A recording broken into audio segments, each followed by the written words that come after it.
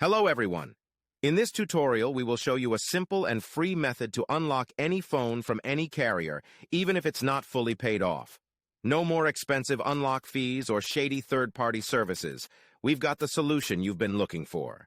The first step is to insert an unsupported SIM card from a different carrier into your phone. Once you power up your phone with the new SIM card, you'll receive a message asking for an unlock code.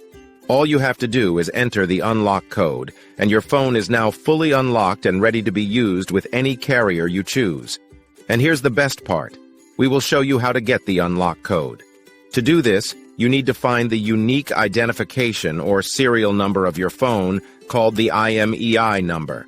Simply dial *#06#, and the IMEI number will pop up on the screen of your phone. Based on this IMEI number, we will get the unlock code for your phone. If you're a T-Mobile customer or a customer of a mobile carrier that provides a device unlock app, you won't need an unlock code.